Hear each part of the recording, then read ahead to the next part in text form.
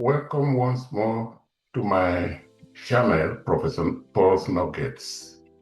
Sorry I have been away for some few days now because I have been traveling, but it is good to be back. If you are returning subscriber, I welcome you especially. But if you are new to this channel, please do subscribe. Today, I'm going to look at the prospects of securing scholarships to study overseas. I'm going to focus almost entirely on scholarships for postgraduate studies because scholarships for undergraduate studies are quite rare. They do exist, especially if you are the sports type, if you are good in sports. There are many universities overseas that will give you a scholarship to study and to represent them in their various areas of sports.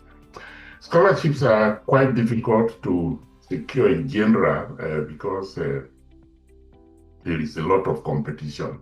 So many people do qualify, so we have to use the comb, the toothpick kind of, to separate the candidates often. And I've been on such panels and chaired some of the scholarship panels that have given of awards. If you do aim to study overseas, like I've pointed out in my previous nugget, it is quite expensive.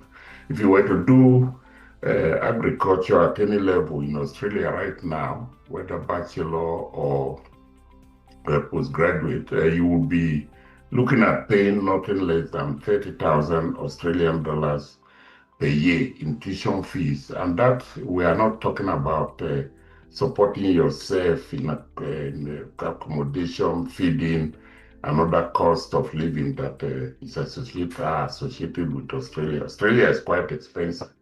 So it makes sense to try to get a scholarship before you venture out, unless you can support yourself one way or the other.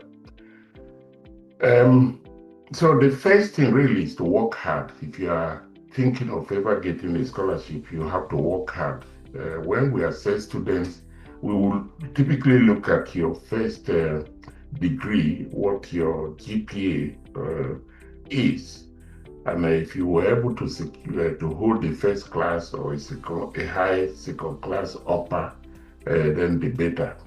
Anything less would be a struggle.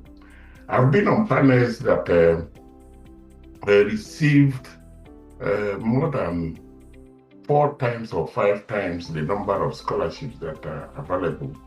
And that is very common around the world now, with the number of people completing their studies and aiming to go higher. So it is very, very important to have a high IQ kind of, but also to have a very high EQ, which may be new to some of you. EQ is emotional intelligence, because you will be required to submit quite a number of scholarships, some of which may not go through. Do not despair, keep applying. That is how all of us manage to get through. Often people think once you submit one application, then you are done, and then you'll be asked where you are going to take up your scholarship and resume. That is a fairy tale. It's really very far from the truth. Nothing like that is going to happen unless you are very, very lucky and you have really, really done extraordinarily well. Otherwise, you are going to get a few rejection letters, but do not give up. Keep applying, keep striving, and one day one of them will click. It's actually very easy to look for things now with the internet. In my days, we used to go to the post office. We used to type out letters using the old typewriter.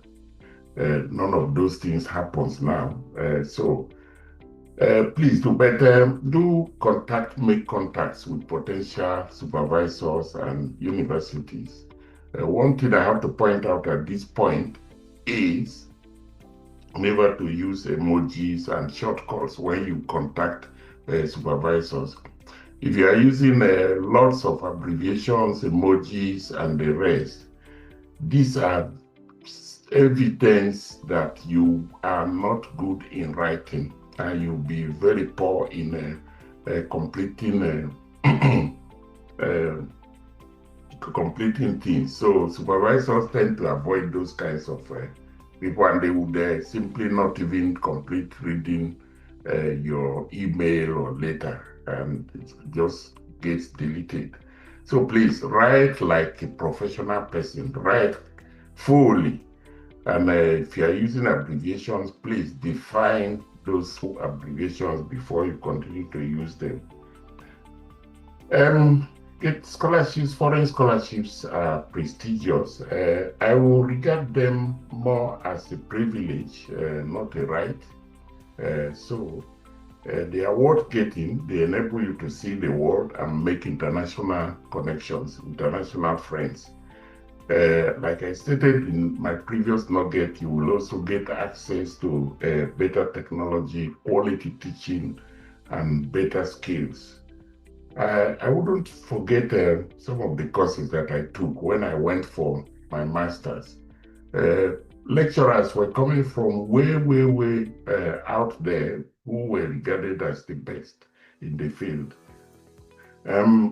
Also, depending on where you go to study, and I'm going to touch that in another nugget, you may be able to secure some job to support yourself and also develop some new skills that were not available to you in your home country.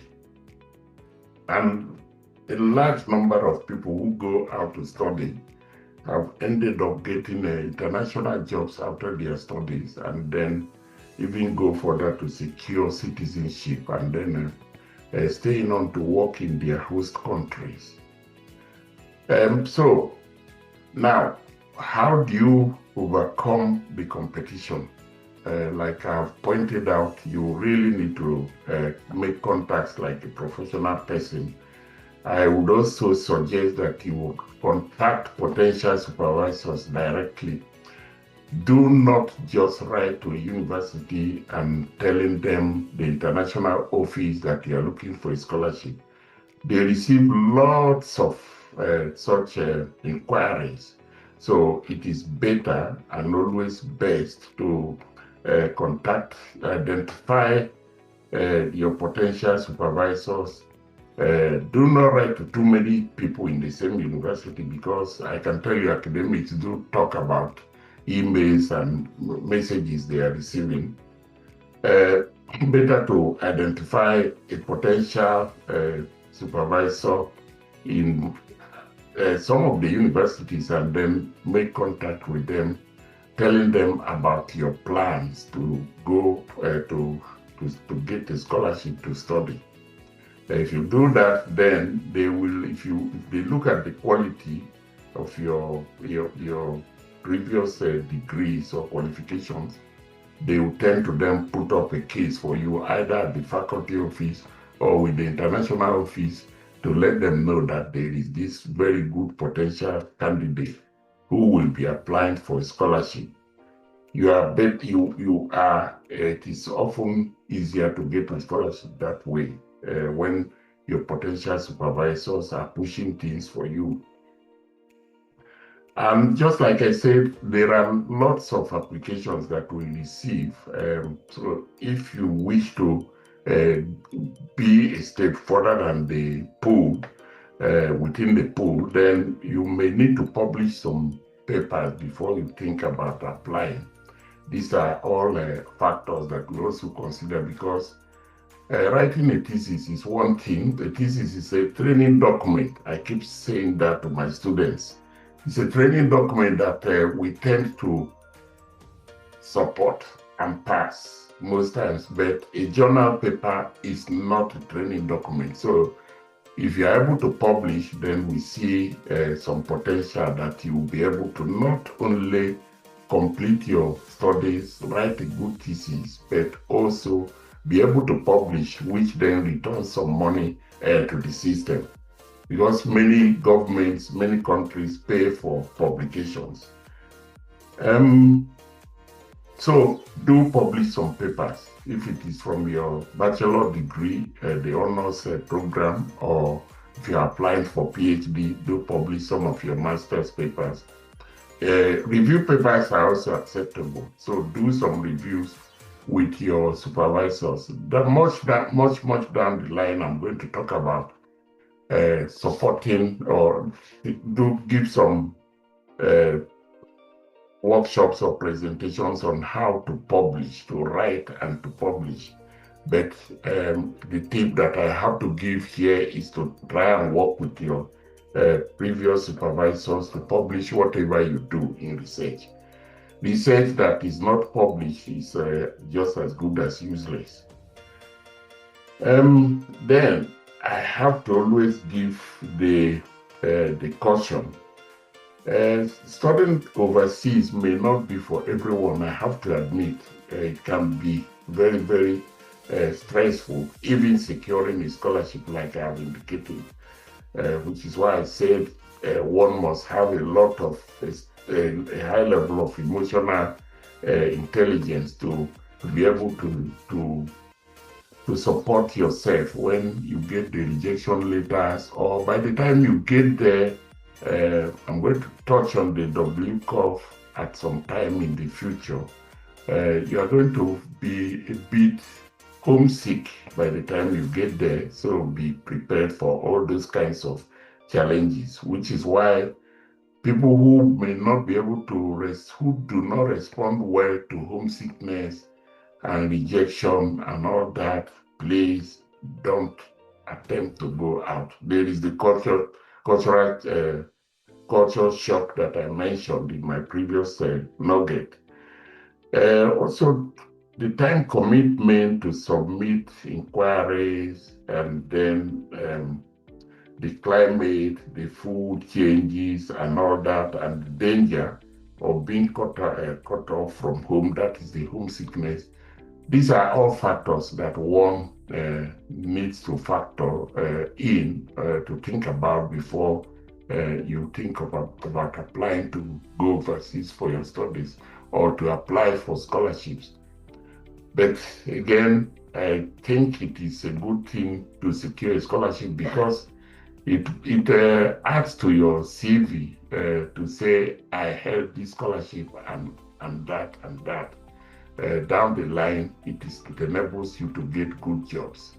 So I will stop at this point and look at other things in later nuggets. As usual, I will leave my LinkedIn page, the URL to my LinkedIn page, so that you can read about other things, how to do these things that I am talking about on this channel. And also, again, please do subscribe so that we can get reach out to many people. Like the video too, then that way we can get more notice and then have more currency in terms of how far we can reach out to the people. Bye for now.